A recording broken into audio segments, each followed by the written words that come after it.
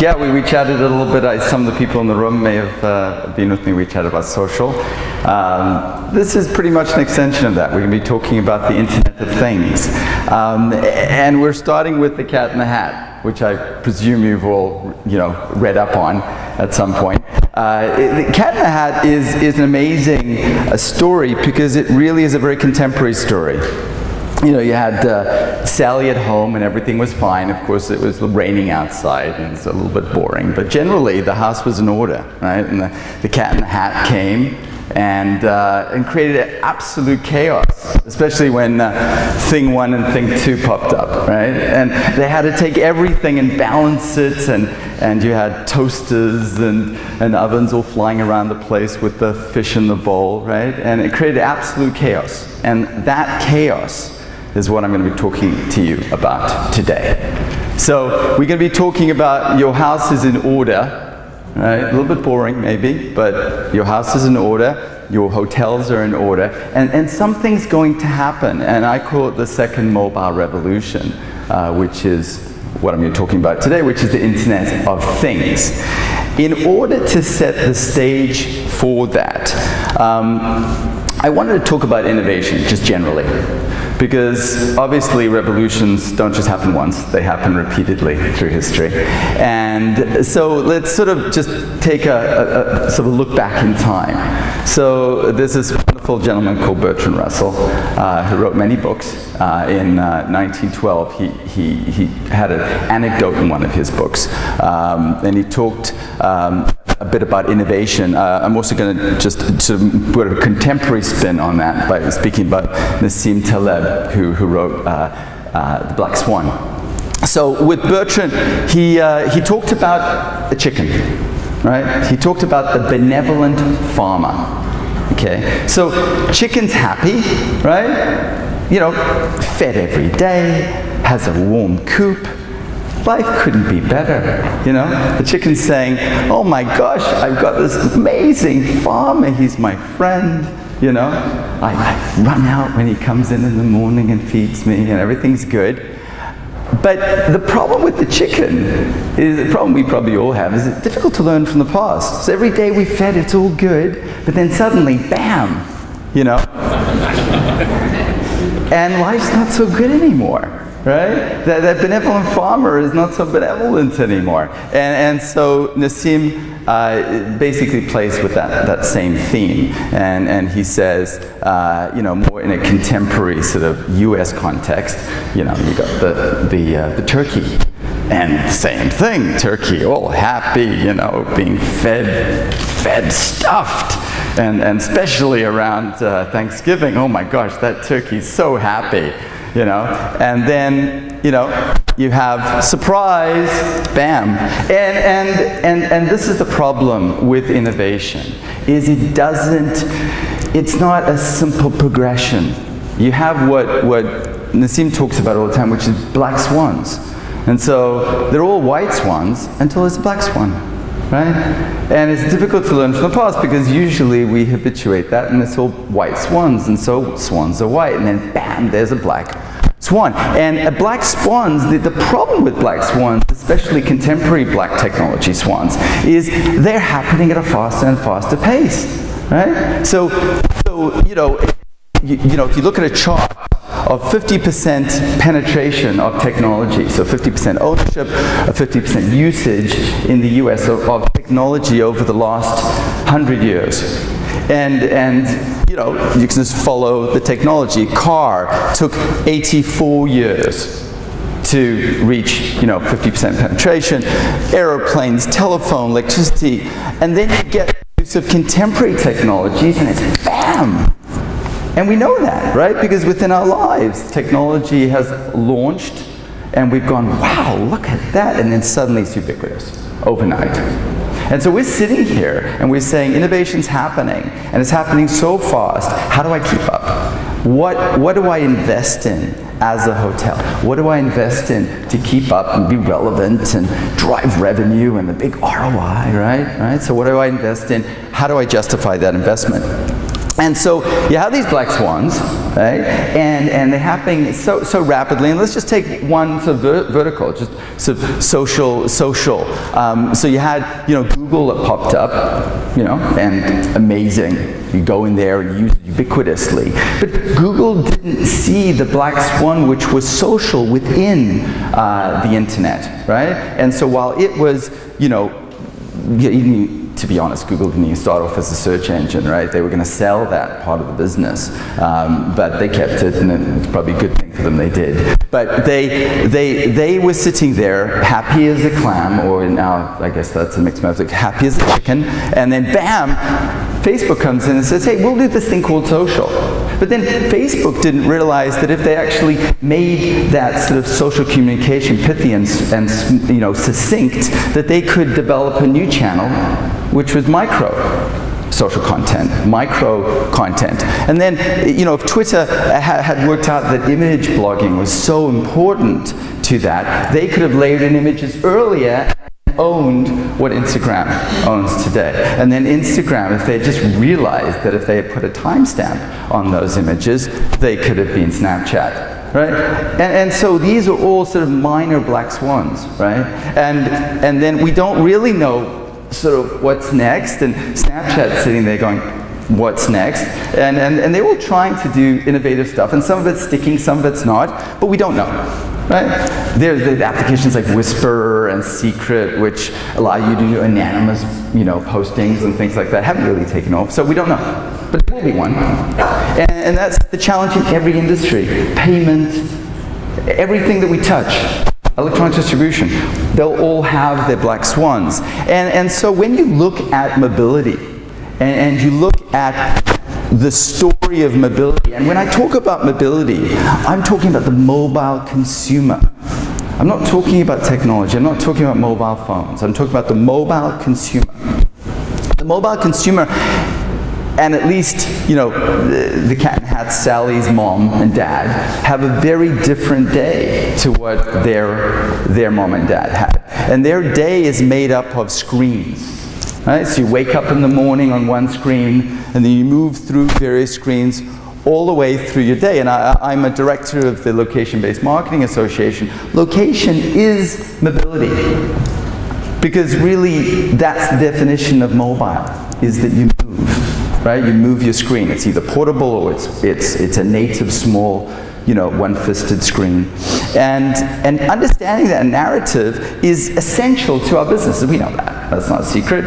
And how we combine those screens is also pivotal. And we know that too. We know that right now 1/3 of digital media spend is allocated across devices. Right? So you're not using one device. You're not saying, oh my gosh, what's my PC strategy? And then, oh, what's my mobile strategy? Oh, what's my tablet strategy? I mean, that'd be crazy. Right? We don't do that. What we do is we think about the journey. And we think about the fact that, we wake up in the morning and we've got, of course, our handheld under our pillow, right? All of us. And we take it out and we go, well, we don't want to travel today, right? Because while our spouse is sleeping, we're adventuring and we're, exploring stuff. And then you may find something on your handheld, but then over breakfast it becomes a tablet, and then at work it's a PC, and then it goes back to being a tablet at Starbucks in the afternoon, and then it goes back to being a handheld at the red light on the way home. That you take your snack food sort of data. So we have a journey, and the journey is contiguous, and that journey of cross screen spend and cross screen content is increasing at 24% every year as far as campaigns sort of synergistic campaigns that weave those screens together, and the ROI that is increasing. Of the people that are using two screens to connect campaigns and ideas, they're seeing as 75% of them are saying they're seeing an increased ROI, whatever that means. But they're seeing it as being good. And so this is shopping as we used to know it, right? And so there's awareness, consideration. You shop, you buy, you own. In the hotel business, you own the experience, you own the memory. but you own. And so that was the old world. Oh, so neat and so pretty, right? And then we have a new view of the mobile shopping experience. And it's all sort of messy and Venn diagrams and things like that. But the reality is, and I think, that it's always been that messy. It's always been confusing. It's just suddenly, you can see it. Suddenly you have a window into your consumer's behavior. You know what they feel, and so you can see that it's all messy. So that was really fictional. It was always this complicated. So mobility, what mobility's done is it's opened a window and it's included you. We talked about yesterday, social listening. Well, there's always been a conversation, even without new media. People talked about your hotels. It was just a dirty little secret. Now you can listen. And that's the only difference. And you have reach and frequency on that listening. So it all comes down then to how do you create a relationship with your customer? And how do you create a relationship with those screens? And so I love this, and I used it yesterday, so I apologize for the social people, but I'm using the same slide again. Because this really gets to the crux of the quandary we're in. Is you watched Meet the Fockers, right? Yeah? So do you remember Ben Stiller sort of lying on the bed and he's been sort of ostracized from the family, wrongly accused of this and that. And he has this on his chest, which is the circle of trust, and you're not in it. Right? And that's really where we're at. We didn't do anything bad.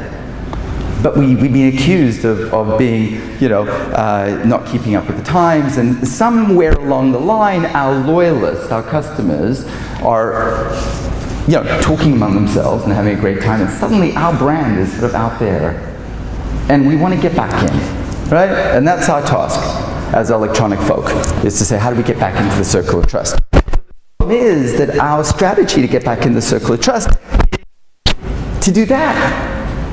Right? Data, and analyze it, and statistics, and oh my gosh, where do we go? And the reality is, it's more like this, right? It's more like Dan Stiller, Dustin Hoffman, little bear hug, right? This is the crux. How do we get back into the relationship of digital? And how do we start giving bear hugs? So, how do you connect with your new mobile consumer? We've done this for 10 years. How do you connect? Some of us are doing a good job at keeping up. I don't think anybody can say that they've really nailed it, right? But we're trying to keep up, right?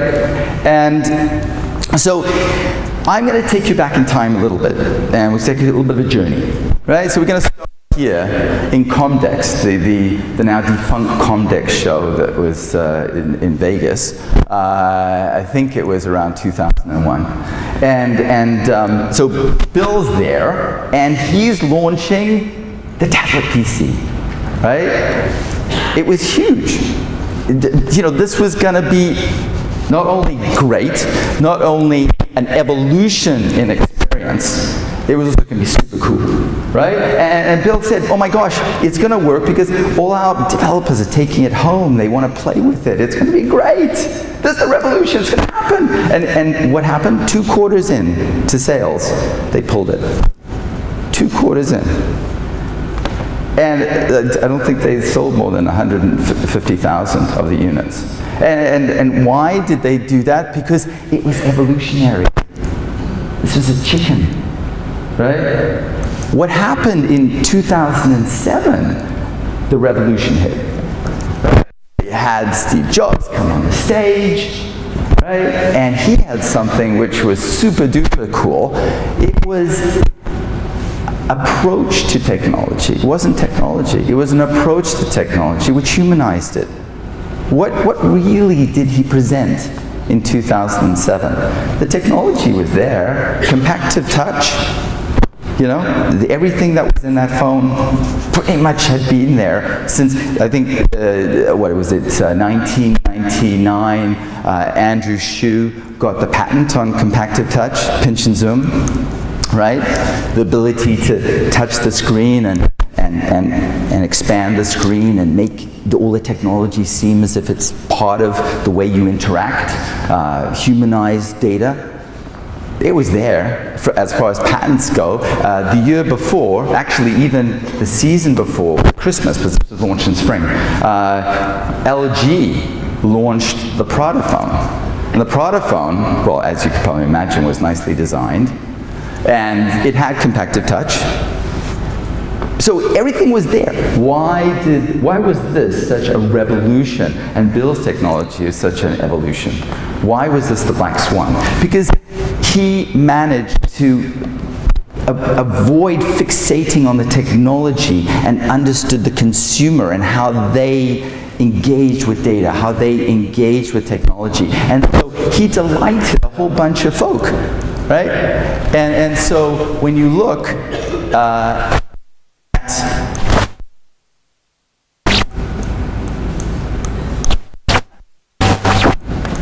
the delight of technology.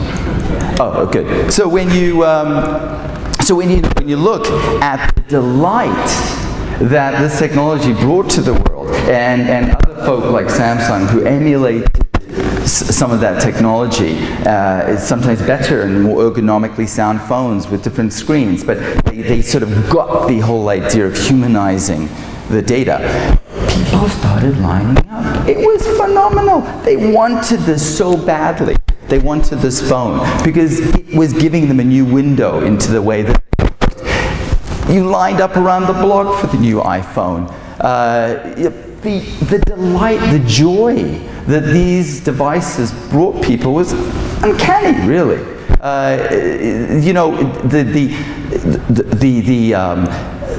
the power that technology could bring to the world was phenomenal. And so you had this revolution, this delighting the customer, a change of the way that we see data. And it really revolved around touch. And what did Bill Gates's unit use to touch? How did you touch the touch screen? Do you remember? Use a stylus, right? Because it wasn't compactive touch, it was assistive touch, right? And what did Steve Jobs say about styluses? Do you remember? Did you read his autobiography? He said everybody's born with 5 of them, right? And so touch and taking things and obstacles away from reaching data was huge, right? So let's read this, it's kind of fun. See, touch is a very important sense, written by John Norman. A lot of them around touching objects, people touching things, we know that, we're human, right? And we lost something really big when we went to the abstraction of a computer with a mouse and a keyboard. It wasn't real. It wasn't real. And then, boom, swiping your hand across the page is more intimate. Think of it not as a swipe, think of it as a caress, right? This is not technology. I mean, it is, but it isn't. It's an insight into the human condition, and that's why the iPhone did so well.